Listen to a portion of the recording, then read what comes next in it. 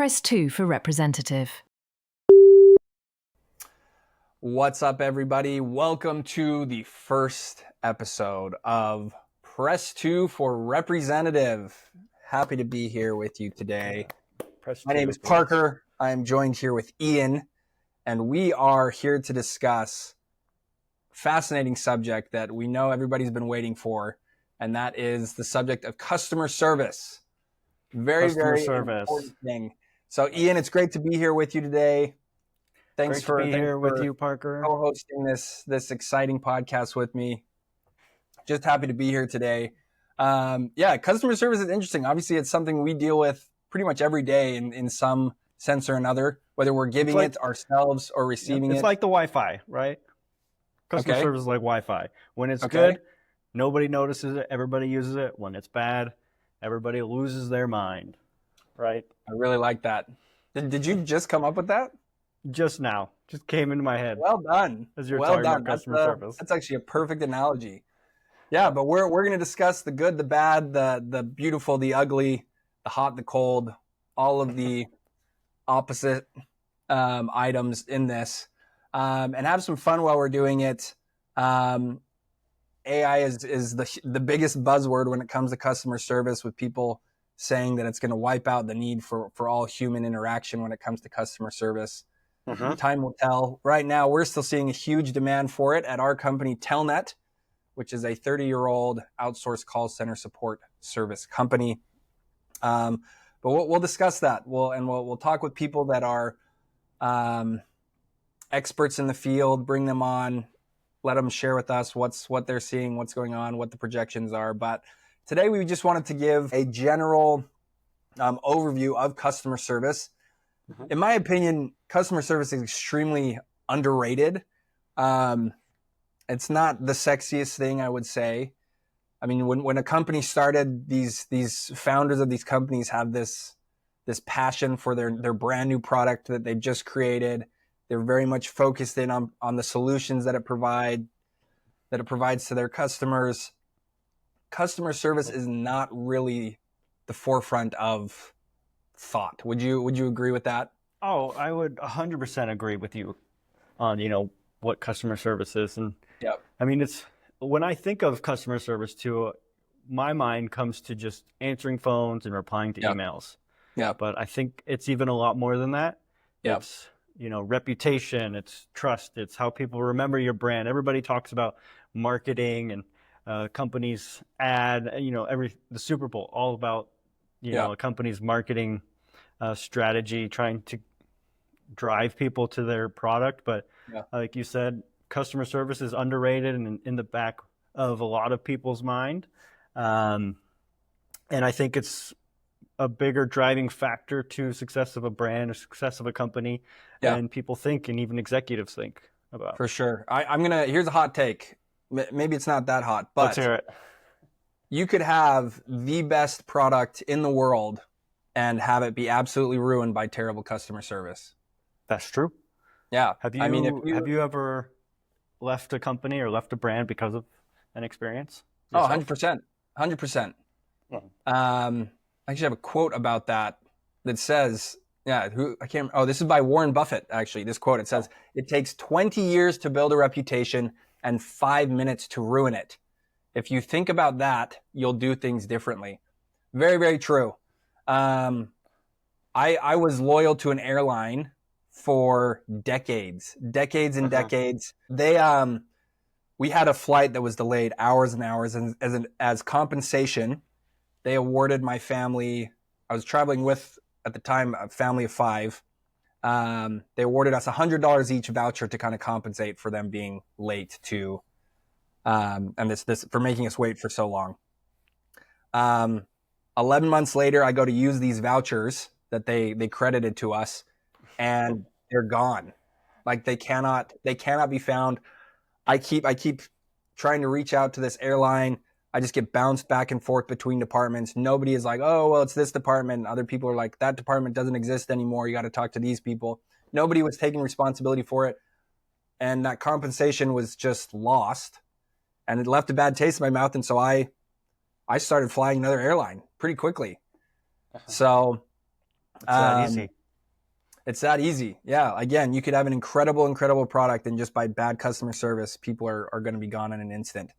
There's some situations where some companies are more forgiving.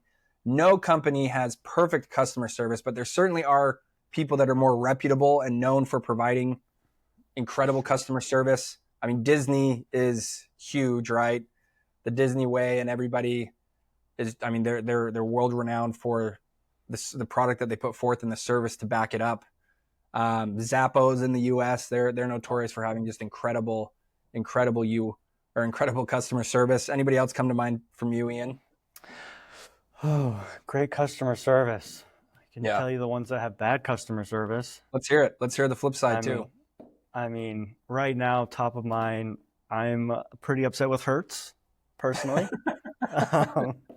So I've sort of, already made the vow to never use Hertz again, just because of an experience I had recently, which we can get to in a different episode, not today. But yeah, I think, there's a shorts company. I don't know what the company name. It's some French company that my wife. They're lucky you don't remember the name. I have it written down somewhere. My wife bought shorts from this company, and she got them wrong size, sent them back, and got a different size.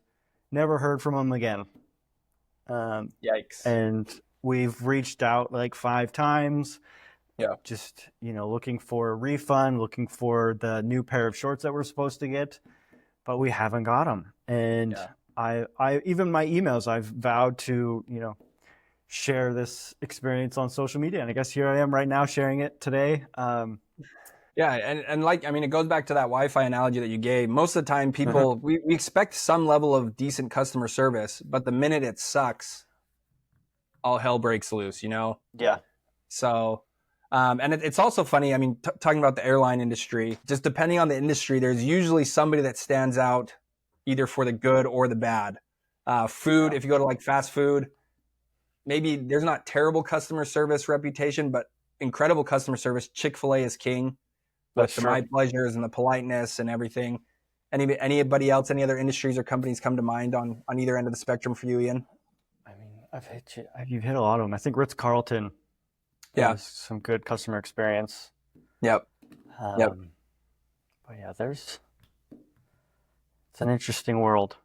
It is an interesting world to see, and it's interesting to see how companies respond. I mean, even just the latest backlash with their new interface and like the transparency and people raging about that, about how it's so terrible and zero innovation. It's incredible how much of a voice the customer has now, and there's still companies that refuse to acknowledge that voice. Oh yeah. And I always wonder, if executives could sit down on a call center floor and answer customer inquiries all day, could they do it? Because I don't think they could. It'd be interesting. Listen to customers all day. I mean, well, speaking of executives, I'm a big fan of. Do you know what Masterclass is? It's an app, I subscribe to Masterclass, and I enjoy listening to a bunch of people about their careers and their expertise in their respective fields. Recently, listened to Mark Cuban's Masterclass and how he became as wealthy as he is and what he did. But he talks about, in all of the companies that he's started and worked for, any kind of customer feedback or inquiry or survey, he has all of those sent straight to him, like top of the company, because that voice of the customer is so important to him. He wants to know what the feedback is. If there's an issue, he wants to be aware of it so it can be resolved. I think there's very few executives that do that, especially from larger companies. Like you said, like they don't want to be involved in the weeds. But again, they're underestimating it because, like, again, going back to my hot take, you could have the best product in the world, and if your customer service isn't there, and if it isn't on par, you're gonna see a huge drop in sales and in your business in general. That's where the real truth is, and I feel like executives probably receive some sort of sanitized version that's been passed through 5 layers of management. Until it finally got to their ears. So sometimes, they don't even hear the true story. Yeah, it's interesting too. So a little bit of a fun fact coming through. So Ian he's the general manager of our call center in Las Vegas, doing a lot of That's me. the dirty work down there. I am actually based in Tokyo. To me, when it comes to customer service, Japan is absolute king of just embedded in the culture type customer service. I mean, I'm sure I will share many stories in future episodes of just Japan going above and beyond, people doing things that they have no responsibility or reason to other than to be a good individual and a good person, on top of the incredible customer service that is found in convenience stores, in McDonald's, in these places that are considered kind of low level, low class type areas. Customer service is still great there. So we'll talk a little bit more about that. I'd love to hear more about that. Well, yeah, we'll talk. Don't worry, it's coming. We'll talk more about it. Couple of segments that we want to feature moving forward in each of our episodes is we want to highlight a win of the week and also a fail of the week. Why don't we start off with the win, Ian? Why don't you share the win, customer service win of the week? Let's hear it. Yeah, that's great. Love to. So win of the week, one thing that I'm sure many people that are familiar with customer service have heard this story. And I even briefly mentioned the Ritz-Carlton. The Ritz-Carlton, they have a famous story that happened a while back. Actually, I think it was pretty recent, with a family that was staying at one of their hotels. And it was a family with a child, and the child left their favorite giraffe, Joshy, at the Ritz-Carlton, and they went home. And, you know, when you get home, you have a kid trying to put them to bed. They don't have their favorite stuffed animal. I'm sure many parents know this experience. I've experienced it. You run around the house looking for it, nowhere to be found. You think bedtime is ruined. Yeah, no hope. And so they reached out, and they were able to speak with the Ritz-Carlton and find out that Joshy was found in the sort of bunch of covers in the bed. So, you know, the hotel found it. And not only did they send Joshy back to be with the child, but along with the package was pictures of Joshy enjoying a wonderful extended stay at the Ritz-Carlton, where there was pictures of him at the pool, at the spa. I think he even helped out security at some point. So just them going the extra mile of showing that Joshy had this great time. They could have just sent the stuffed animal back and everything would have been fine, but they also were able to sort of share this experience with the child. The child was able to see Joshy having a great time. So that's a big win. Turned a stressful moment for a family into a legendary memory. Yeah. I actually had something very similar to this happen to me personally. Okay. But it did not end the way that it did for them. We left my daughter. You lost your Joshy. Yes. I'm still looking for Joshy, if you can help me. My daughter has a lovey, a little unicorn that she sleeps with, and the two nights before we left, the night before we left, I guess actually, the lovey fell behind the bed. I was able to recover it, and we found it. But then our last night there. We just packed up and we left, didn't really check anything. And so when we got home, realizing it was bedtime, we didn't have the lovey anywhere to be found. And brutal. It didn't go well. And I tried to locate the lovey. I knew exactly where it was in my mind because probably in the same spot it was the night before. We lost it, and I called, and they weren't able to find it. Who knows if they even looked for it, or who knows if they found it and didn't do anything with it. But similar experience, different outcome. Yeah. But it just kind of shows what Ritz-Carlton was able to do in that experience, which I thought was pretty awesome. Sounds like you need to start staying at the Ritz-Carlton, Ian. Now I will only stay at the Ritz-Carlton for this experience. Yeah. Well, sorry. Apologies to your daughter. That's we had to buy a new one. Okay, good. So it's all good now, dad. but she still brings it up once in a while that we did lose her. Oof. The lovey's probably somewhere at the beach still. So Well, jealous of Joshy getting that extended stay at Ritz-Carlton. I think that's a I huge know. win. We like Yeah, that one. big win. And it cost them basically nothing. Yeah. And obviously they got some huge publicity from it in the best way possible. So, well, let's turn the tables a little bit. Let's go to the fail of the week. We're going to discuss one that is actually I'd say it's pretty well known. This one's fairly well known, titled United Breaks Guitars. You may have heard of it, maybe not. Let me give just a quick synopsis from Wikipedia. Musician Dave Carroll said his guitar was broken while in United Airlines custody. He said that he heard a fellow passenger exclaim that baggage handlers on the ramp at Chicago O'Hare International Airport were throwing guitars during a layover on his flight from Halifax to Omaha. He arrived at his destination to discover that his 3500 Taylor guitar was severely damaged. Let's see. Carroll filed a claim with United Airlines, which he informed him that he was ineligible for compensation because he had failed to make a claim within its stipulated standard 24-hour time frame. So what did Dave do? He wrote an entire song about the experience, about how United breaks guitars. He posted it on YouTube on July 6th, 2009. It amassed 150,000 views within one day, prompting United to contact Carroll saying it hoped to right the wrong. The video then had over 500,000 views by July 9th. By mid-August, it had 5 million views. As of today, there's about 27 million views of this video. That's crazy. Just crazy. And of course, United Airlines was absolutely humiliated by this situation. And negotiations with the airline lasted about 9 months, which is crazy that they wouldn't really do anything. There was actually a trio of songs released about this incident. Eventually, United Airlines went on to, let's see. Actually, Bob Taylor, owner of Taylor Guitars, immediately offered Carroll 2 guitars as other props for his second video.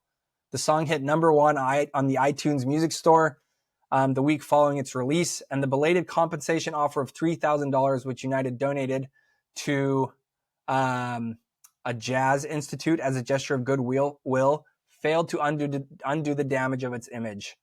So pretty incredible. Again, this company refused to acknowledge any fault because it was outside the 24-hour window, which is a really short window to report such significant damage. And I mean, if you think about the monetary damage that was done to United, people are making a second guess, second guesses when they a think few about things checking to add to everything you just said. For one, I know several people, when I've asked them about flying, they will first say, I do not fly United. So I do know several people out there that have a bad taste in their mouth with United. So I'm not surprised by the story. And a couple other things. I think the $3,000 that United donated was to who was it? The Jazz? Something. The chair, the board of that organization, I think are mostly United executives or something. So that basically wasn't really even donating for a good cause. Also, so they were donating the money back into their own pocket. Exactly. Phenomenal. Yeah, so even worse. So this happened in 2008, 2009. Yep. Went viral on YouTube. I wonder today how United would handle it differently in the age of TikTok and even the cancel culture. So I mean, social media was, back then, YouTube obviously was pretty big, but even today, how big things can get even faster. And just imagine the reaction if that happened today would be very interesting. Yeah, I mean, United's been in the news for bad situations. I think it was United that one guy got dragged off the plane as well. Yeah, because they overbooked the flight. I'm pretty sure that was United as well. Not good. Not a good look, United. Not good. Obviously, not United with good customer service. No, so a perfect storm of bad service, but some great revenge for that guy. So happy he was able to get some guitars in the end of it. Very good. Well, Fun to hear a win, fun to hear a fail. Obviously not at my expense. I wouldn't call it fun if it was my personal fail. But yeah, we're excited about the podcast. Appreciate you tuning in. Look for more episodes to come through as we, again, discuss the ins and outs. My name's Parker. My name's Ian. Ian, and you've been listening to Press 2 for Representative. Press 2 for Representative. Have a good one. We'll talk to you next time.